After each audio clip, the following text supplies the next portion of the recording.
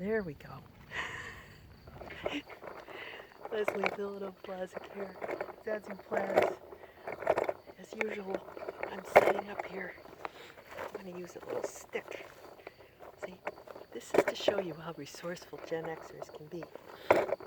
This is going to be a good one, so stay with me here. Got a lot to talk about this week. I'm thinking, was that going to... Oh boy, that's not going to do it. This is my... I've done it in this spot before. And I think it was in the fall or something. And let's see, maybe if we swivel this around, have it going that way. No, I think I like it the way I had it at the beginning. All right, here we go. Leslie Zazoo Plazz here. Zazoo Plazz. You might not be able to see. Let's see, can you see my face all right? If I go like this, maybe, oh, I know. No, but then it's going to be hanging over my head. Maybe if I scooch down a little. Oh, or go up. All right, is that better? Well, it's just going to oh, I got some moths already. I guess it's just going to have to work for now. You can see both sides of my face. Zazoo Plazz report, June 25th, 2023. All right, I guess this is just going to have to do. I want to invest in some kind of like a light or something. But for now, I got my trusty lantern. I'm out here. I've been here before. There's a school in the background. Let's see if I can get rid of that. So, oh, there, that's better. That's better. So it's kind of interfering with my light. I got my goose friends out there, and I was going to go in the woods, but the thing was, I've had these skunks following me around for like a week. I think I might have some kind of future career as a calling or vocation as a, like a Mrs. Doolittle or something. Like Dr. Doolittle, who works with all the animals. They come to him and stuff. Wow, crazy.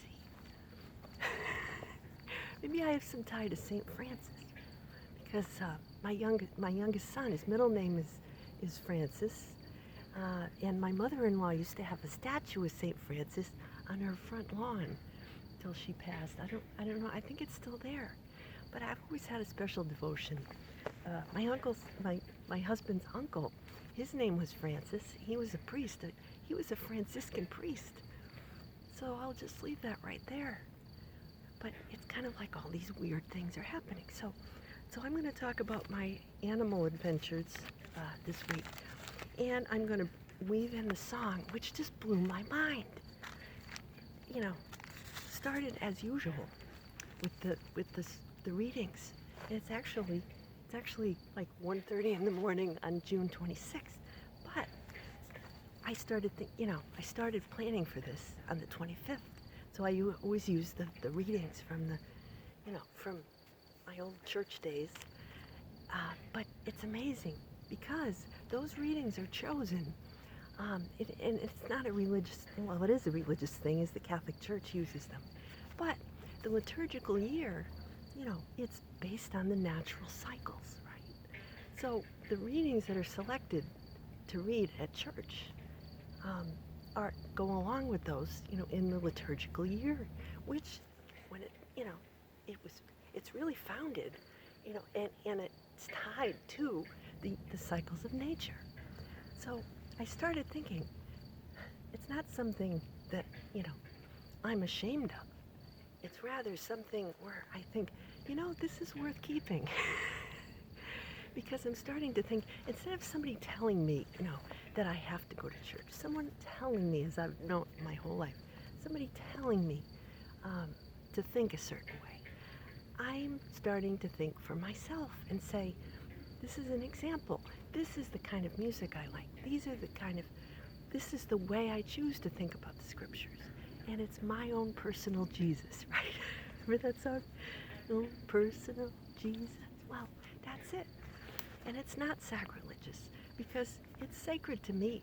And if it's sacred to me, and I am, a being of light connected to the source of all is in a human body, it's my sacred thing. music, right? Yeah? Okay. So, so the theme, all right. So I just want to talk a little bit about the animal things leading up to the song and the sentiments for the week. So, all right. So it started Friday, which was the 24th. That was the feast of St. John the Baptist, right? For those of you who are familiar. June 24th was the day that I met my husband on the golf course at the GH Greater Hartford Open. I was working in a food tent. 1994. We were slinging hamburgers and hot dogs and ice cream, and I was helping out my friend. We were both in the JCs, which I think is no more. I've been finding out. They did away with JCs. That was the place in the late 80s and the early 90s through the mid, to late 90s when they kicked you out at 40. So I joined right after college, and I got to know some people. And they were, professional, working people like me, and it was a good place to meet guys, I hate to say it, but no, I don't hate to say it. And other, professionals, women and men. You could network there. You could, bounce your ideas off people, see what they were doing, help them out. And I did meet some guys that I dated. I was in my 20s, but it was a healthy, really vibrant community of like-minded people, who were my age and, a couple years older to a few years younger. And I met some cool people. We'd have all kinds of parties, but we worked hard. We raised money, and then throughout the year we would give the money and to have fundraisers, and give it back to the community, to different groups who were in need, and that was why it was a good place to meet people, because our generation, Gen X particularly, and the Gen Jones a few years ahead of me, we were, Pluto and Virgo generation. We had to make a difference. We had to do something, like if we were gonna, and we're multitaskers. So if you want to do something that's going to help your business and help your love life and your social life and just have fun all at the same time, you could do JCs, so it was a no-brainer. We used to have like a meeting every it's like once a month, after work you'd meet for drinks. They'd have drinks and, happy hour or whatever. And then you'd have a meeting, and different people would be leaders in charge and, have committees. And I worked on those committees, anything from the turkey, the turkey collecting to we did, a couple years we did a haunted house in Old Weathersfield, which was really cool, in an old house, and everybody dressed up. And of course the proceeds went to like a kid's charity or something local. But that was the most fun I ever had. I went as Morticia. Black dress, red lipstick, the hair, the fake nails, the whole thing. I went all out. I don't know why I'm thinking about that right now. It's June, but so anyway.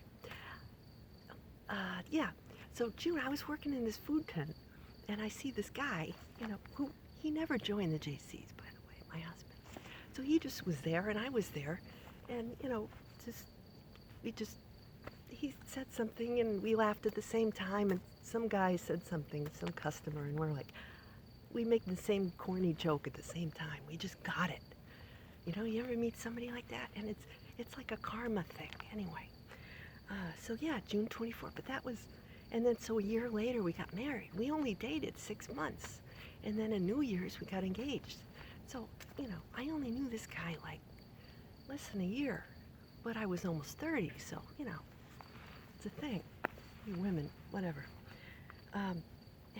Anyway, so it was that night. That was my aunt in the book, Georgia, my Aunt Audrey's funeral, which, I didn't go. I sent some cards and said, just circumstances did not allow for me to go. But anyway, that night, right, my oldest son was home. they were getting ready to watch Black Mirror, on TV. They're in the living room. And I said, I'm going to go get some fresh air. So I stepped out. And I start my day around like late afternoon because I work all night. So I open the door. There's this crazy bird waiting right outside the door. I swear it was like right there along the house. This bird flies in the house.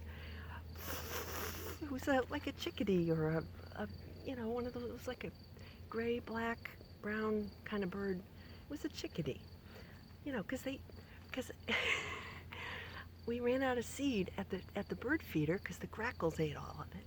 So I'm ordering new food, but maybe he came, to let me know to put more food in the feeder. But he flies in the house before anybody knows what's doing. My son, the Virgo, shoots up off the couch. My husband's running around with a broom. And I'm giggling. I'm laughing my freaking head off. There's this bird. Then he comes to rest on the fridge. And he's looking around, like the cat used to. And the cat used to get up there, look around, So I said, okay, guys, calm down. It's just a bird, all right? And it's not a crow or a raven or anything, so, But the vibe I got was so uplifting and so positive. I started laughing, and then they started yelling at me because they started putting me down because I was laughing. And they didn't think it was funny that they had to spend their Friday night chasing a damn bird around the house with a broom. So I took the broom, and, I'm trying to, and so my husband's got the plastic bin, right? Because one other time when the kids were little, we had a bird come down the chimney and was stuck. It got in through the fireplace. And so that time, he also took the same bin, and he scooped up the bird in the bin, and then he brought it outside and let it out. Zach, my youngest son, he thought that was the best thing in the world. But Zach wasn't home when the bird came in this time. So I'm like, okay, so I'm kind of, trying to guide the bird. Here you go, trying to get toward the door. The bird flies up the stairs, because our damn stairs are in the middle of the house. They don't go up to the door because there was a feng shui thing. We didn't want to put the stairs coming out the door. Anyway, so the bird goes up. We have a foyer, open foyer. The bird's up there. He flies into my boy's bathroom at the top of the stairs. My husband gets him in there. Then he sprinkles some bird seed around, and he's trying to get the bird to come into the bin to get the bird seed so he can put the lid on it. Which is, an hour later, which is how he finally got the bird to go in the bin, and he let it outside. It all went back to normal. But the guys were a little rattled, and then they're watching Black Mirror, and they're like, like this. I'm like, oh man, that was the most fun I ever had in my life. So then last night, I went to go out for a walk, and I just opened the front door, and there were a bunch of skunks pacing or sniffing around my son's car, which used to be my father-in-law's car till he passed away, and then my son took it when he got his license. So he's been driving the Judge-mobile, as I call it, around for, a few years. It's an old Toyota Corolla from like the early 2000s, but it's still, it runs. So the skunks are circling his car. So I've been seeing a skunk family. The other night I saw all these skunks. There was, like two, and then two, and two, and a little baby one. So anyway, that's one of my big stories. So the skunks and the bird. Okay, so I got to get back to the reading. So Jeremiah. Okay, so he's talking about Jeremiah, the prophet Jeremiah, like Jerry Seinfeld.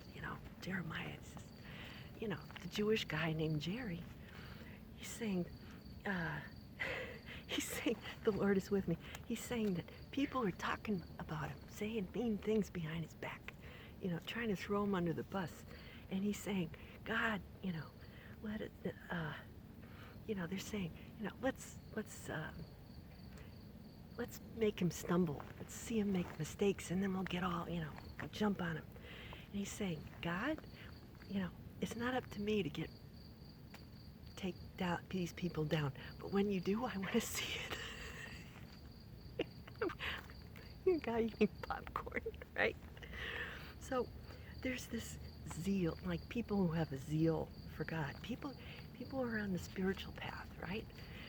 It causes you to do things that, make your aunts and well-meaning relatives go, I've never seen your hair that short. Don't shave it all off. And my go-to line is always, you know what? I'll let you know. First thing after I do that, you'll be the first person I don't tell. No. Because I don't care. See, it doesn't matter what other people think about my hair. I like it. It's hot. It's 90 degrees. I like my hair this way. I feel attractive this way. Plus, it drives me nuts when I have stuff, nails, hair. Anyway, you don't want to live with me when I feel stuff on me. Anyway, so the Psalms. Oh, yeah. They're talking crap behind his back, right? My zeal for God has caused him to be an outcast, the prophet here. That's happened to heretics. That's, like comedians and people like that, and musicians like John Lennon, which brings me to the song for the day. People who have visions, people who are of the planet Uranus. Uranus, though. It's a Uranian thing, which basically stands for change. Uranus rules Aquarius.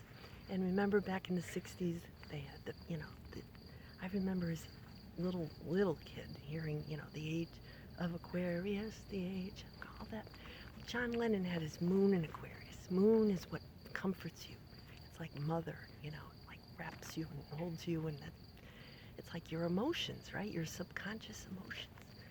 So, me too. I have the same as John Lennon. I have moon in Aquarius. So, I get it.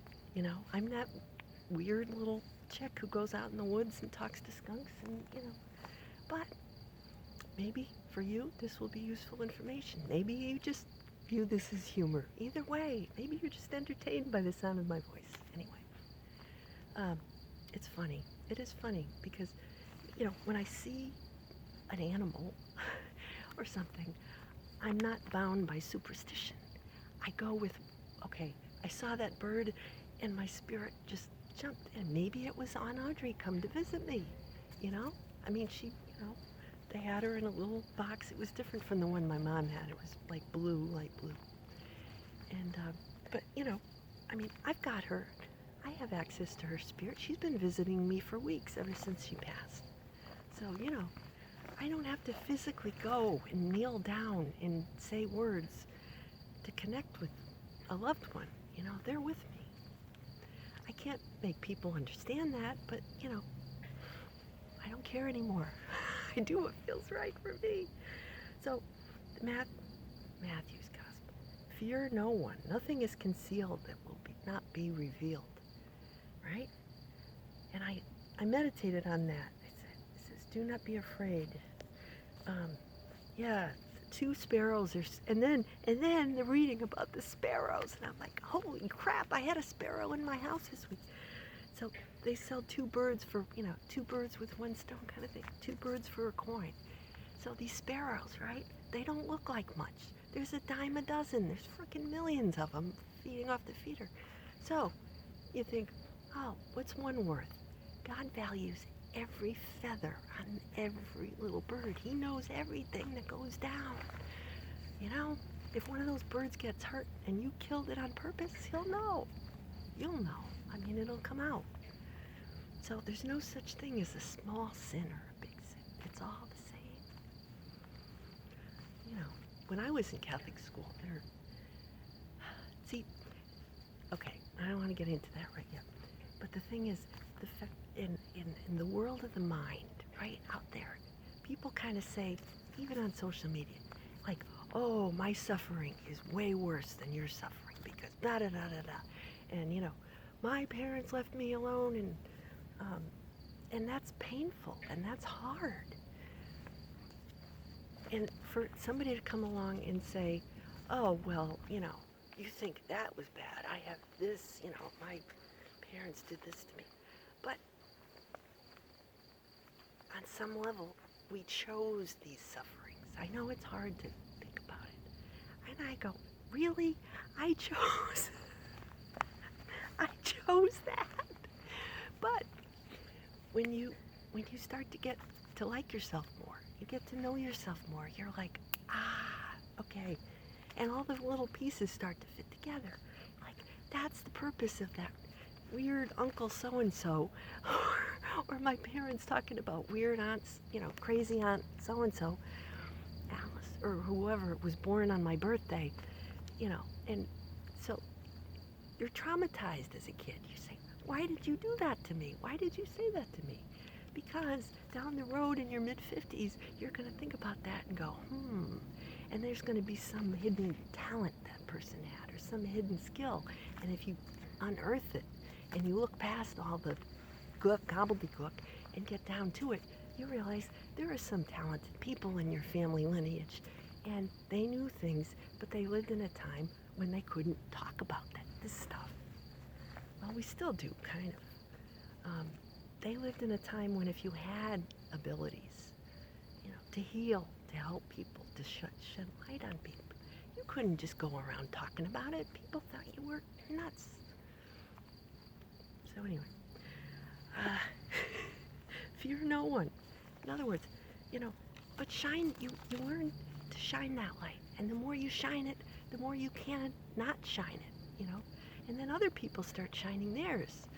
And other people start going out in the woods with lanterns and stuff like that. And then it's not unusual anymore because everybody's doing it. So, sparrows, yeah, Jack Sparrow. The pirate. Well, I wasted 2 perfectly good pages. The song of the week. So I started thinking, nothing you can say, nothing concealed that will not be revealed. And in my head started, all you need is love. Dun, dun, dun, dun, dun. All you need is love. Oh, shit, the cop is back. Darn it. Oh well, what the, don't bother me, I don't care. What are they doing? What are they doing? I'm doing my report here. I gotta turn that. Why are they shining their lights on me? Anyway, I'm just gonna start talking about what are you doing? I'm just doing my report here. See, this is what happens. Okay, I'm gonna keep. What are you doing? This is the kind of world we live in now. Really? Can you just please not do that? Anyway, song of the week. Oh boy. All you need is love. John Lennon. Really? Could you please stop shining the light on my report? Okay, I'm back. I'm just gonna finish this. Oh no, apparently there's some kind of rule against being out here at after sundown or whatever, sunset or whatever, I don't know. But anyway, they know who I am now. He said I can finish my report. Stopped by the police here. So just so you know, I know that I'm doing something because I've got challenges. Anyway, but I gotta finish this. So, song of the week. These kids won't know. But I was 2 years old when this song came out. It was the peak, it was the summer of love. Psychedelic summer. Well, I guess it was, All You Need Is Love. John Lennon. He wrote it, there was a BBC show that premiered, it was called Our World, and it was the first live global TV broadcast. 2 decades before Live Aid, they did this thing, and it was live. They wrote the song like right before it, June 25th, 1967. less than a month after Sgt. Pepper came out. Sgt. Pepper's Lonely Hearts Club Band. This show was watched by over 400 million people, right? In 25 countries, right before the Soviet Union pulled out of the concert. So, there was 150 million more people who would have watched it. But, so, the only thing it was very colorful, but people only saw it in black and white in the UK because it was, before color TV. But right after the broadcast in July 7th, 1967, the peak of the psychedelic, hippy-dippy, all that stuff, Summer of Love stuff, they released it on vinyl. And then they went on vacation in the Greek and the Aegean Sea in Greece. But, so 67, that was 67 was that was the peak Gen X year. I think that was the most stereotypical Gen X year to be born, probably 67. That's when my husband was born. So those of us who were born in 65, we kind of, we were the heart of the 60s. We embodied in our DNA that rebellious spirit. 67 was kind of the lovey, tune in, tune out, whatever they were doing.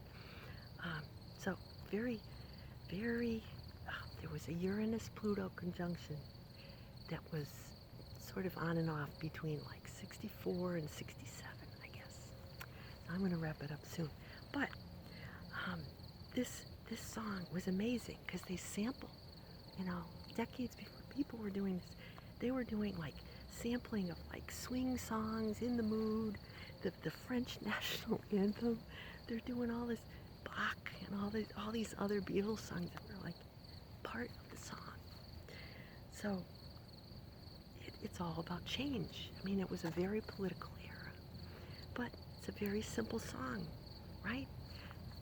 It's almost like the simpler things are, the better, the more profound, right? So, before I get in any more trouble here, I'm going to leave. I'm going to wrap it up. So I'm going to put a link for that song and,